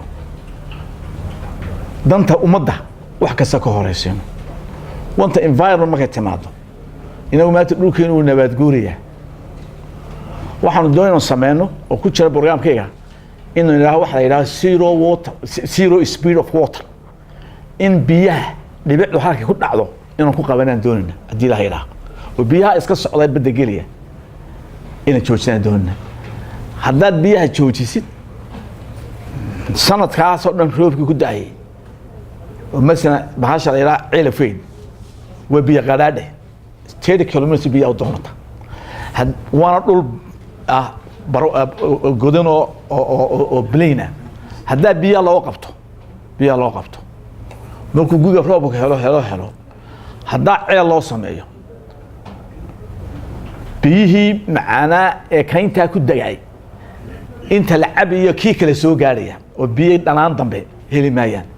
marka environmentka waxa weeye waa waxyaalaha priority-ka noo ah hadday tahay inaan dadka soo nabaad celino deforestation ba ku dhaceen dib u soo forest galino ayaan jecelahay insha Allah taala bismillaahir rahmaanir rahiim magacaygu Cabdiqani Xariir Ismaaciil marka ugu horeysa waxaan hambaleynayaa Star TV oo ilbaxnimo weyn ku soo kordhiyay siyaasadda Soomaaliland oo markii ugu horeysa gudoomiyaasha ay sar fadhiisto debate saasa sameeya su'aasheedu waxay tahay waxaan maqli jiray moodguri maran muxuu ka qaadi de waxaan taa uga wadaa arrin weyn oo arrinta tahriibka ayaa jirta idinkuna waxa u soo socotaan kuraasidii waxaan filayaa hadday sidan ku sii socoto inaydan waxba ugu iman doonin dadkii oo dadkii codayn lahaa iyo ubixii iyo dadkiina bedeli lahaa ay dhammaadeen oo welibana logisticskeedu mar kasta uu ka sii sarreynayo hadday tahay xawaaladihii hadday tahay telefoonadii hadday tahay baabuurtii oo qofkii joogay Indian Oceanka tuulada u sii jeeda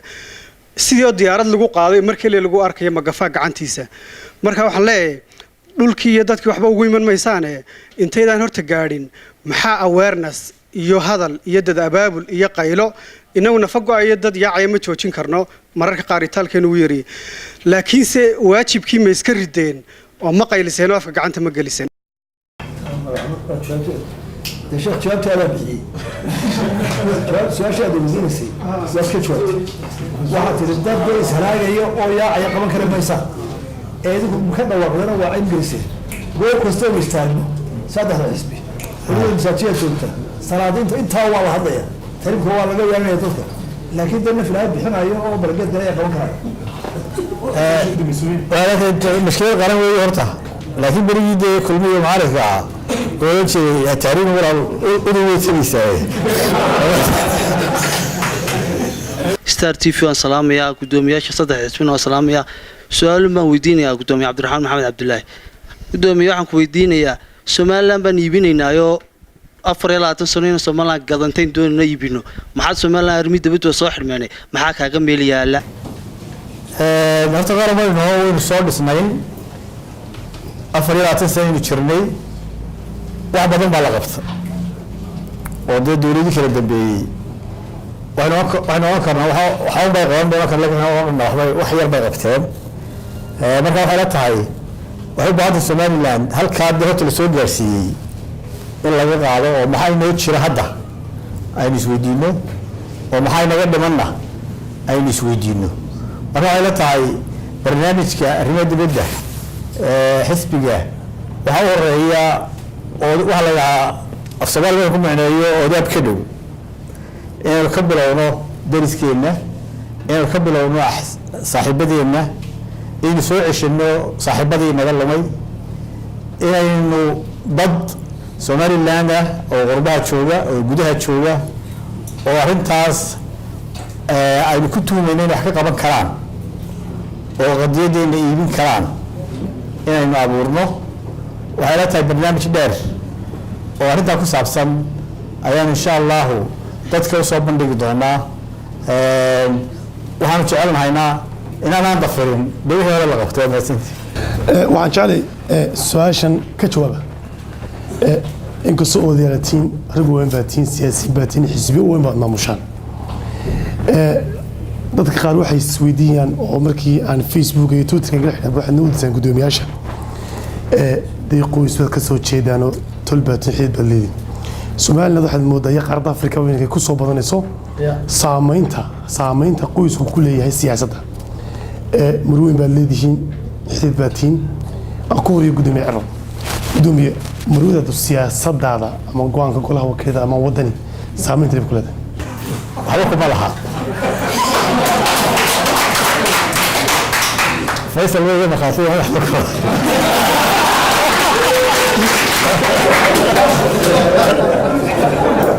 muuse bin cabdi gudoomiye xisbiga kulmiyaad tahay muxaafid baad tahay xukuumad baad ka tirsan tahay xajudda mar kula tahay oday walba xajintu la tarasa laakiin siyaasada soo fargeliso faysal cali waraabe anigu dee imika 14 sano ku jira siyaasadda laba jeerna waxaan ahaa musharax baan ahaa xaaskayga weligeed TV lagama arag xaaskayga TV lagama arag marka anigu waxaan dadka aaminsan in dumarka madaxdu ay guryahooda joogaan inay ka saarto dhammaantiin aad baad mahadsantihiin waxaan jecelahay nin reer villan oo inuu su'aal weydiiyo guddoomiyaasha. First and foremost, I'd like to thank you for this occasion and the possibility to be here today to ask a question. I'm fascinated about this country. It's the first time I have been here, and I'm doing research on the issue of recognition or non-recognition internationally. I've seen that so far during my visit that it appears that since 1991 there must have been immense effort that has been done in this place, in this country, in terms of development, in terms of establishing political institutions.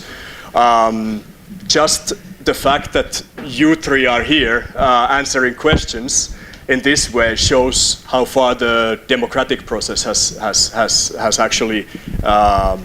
evolved. Now, however, we are in a situation that there is 25 years of since the almost 25 years since the declaration of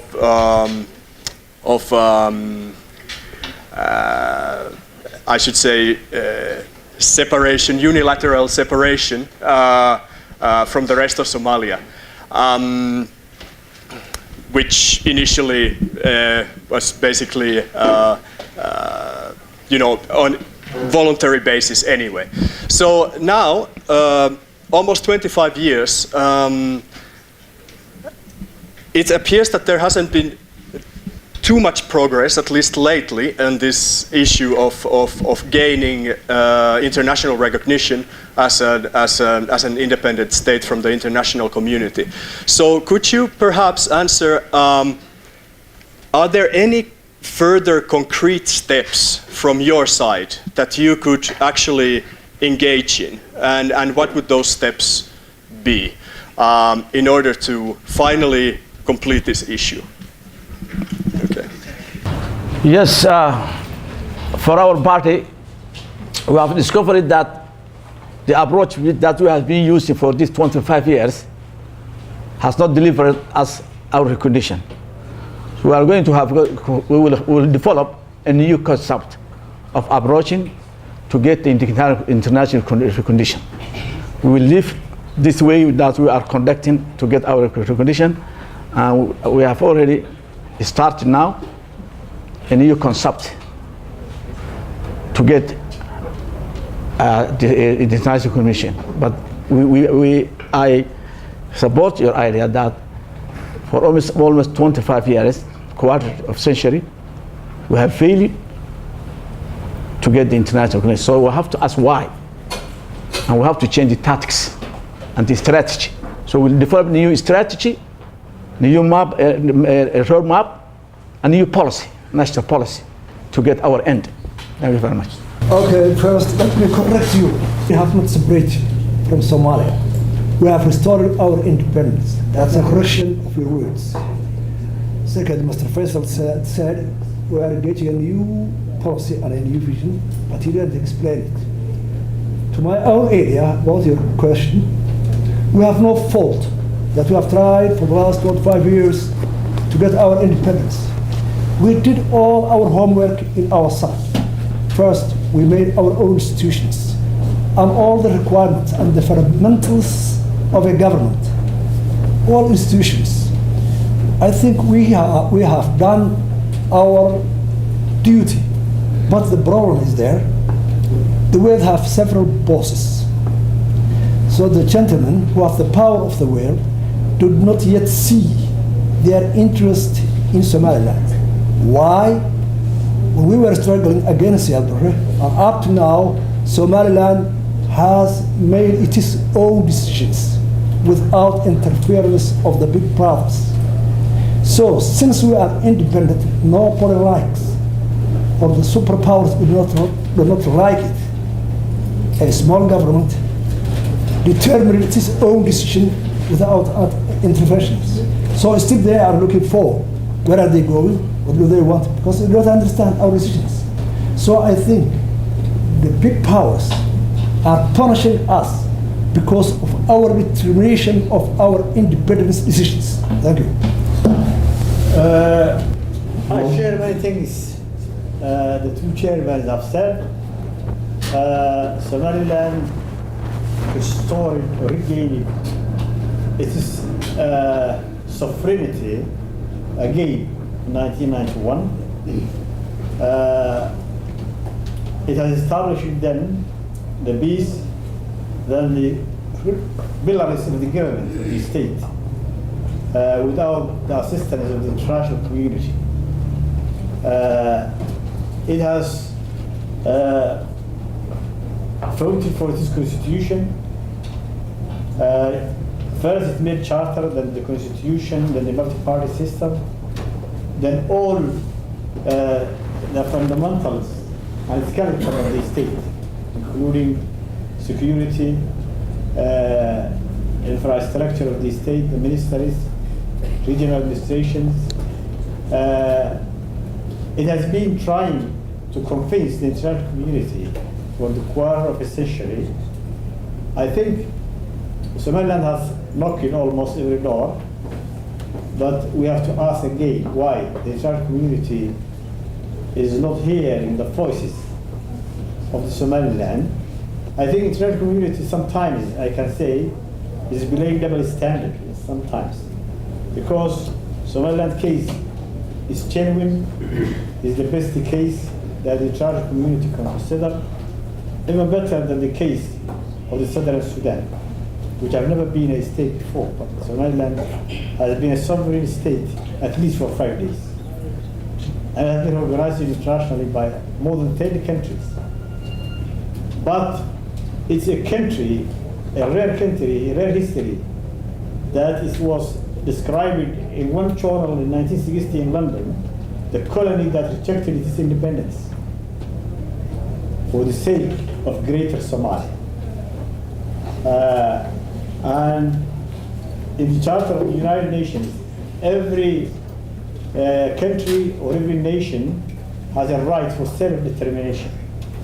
But it depends on the interests of the international community as well. At least, in my opinion, we have to entice the international community that they have interest in Somaliland, whether it's security, whether it's economy, whether it's oil. And I think we have to tell them something that their ears could hear. Probably. aad u masantaa wadayaal luqadda ingiliish waxay u dambeysay nin suxufi reer Finland oo su'aal weydiiyay ku saabsan ictiraafka iyo aqoonsiga Somaliland iyo sababta uu leedahay waana soo ugu dambeysay aan ku soo gabagabino waxaan ku xumahay saaxiibadan ka qayb qaadan barnaamijkan haddii aad weydiin karto walaalka ma weydiiyay markaa uu hanee aad baad mahadsantahay dhamaantiin waxaan mahadcelinayaa gudoomiyaasha xisbiyada kulmiye wadani iyo cud doodan fiican ay ka qayb qaataan